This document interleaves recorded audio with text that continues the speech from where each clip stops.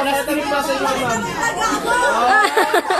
Kailangan ko legs. So, what are we going to do for triangle of hip? Where is the injury?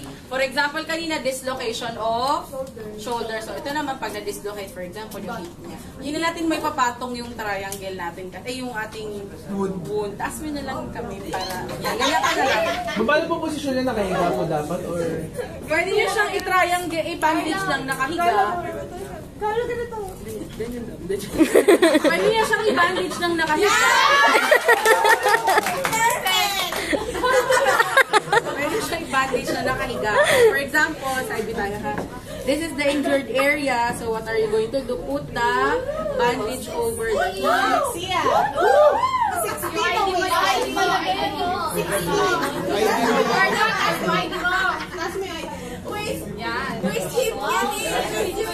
Tanggalin mo ID mo. Lagyan mo sa bulsa, oh. Tanggalin mo.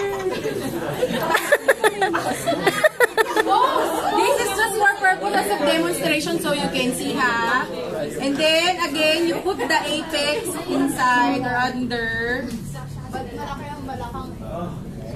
Yan.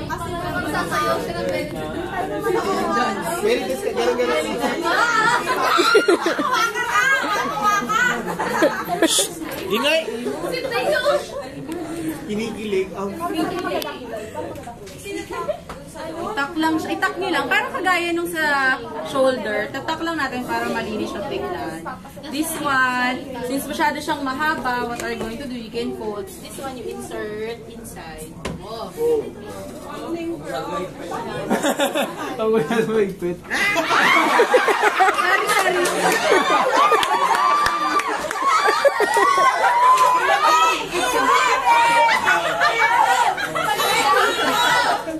Ito na lang daw. Okay, para safe. Yan. Yan.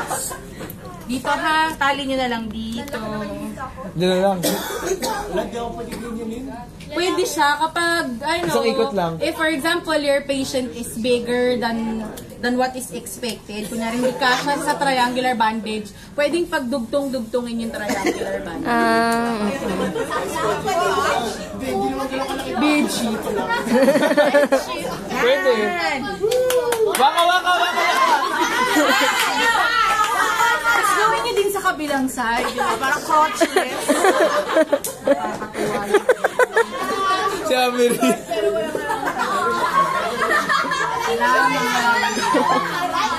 Oo, pag ito yung nabunot nyo, syempre, lalaki lang yung pwede nyong i-partner. Kasi hindi Si Carlo lang. Si Carlo lang. Si Carlo lang pwede. Bakit naman ganon? special request. Salamat.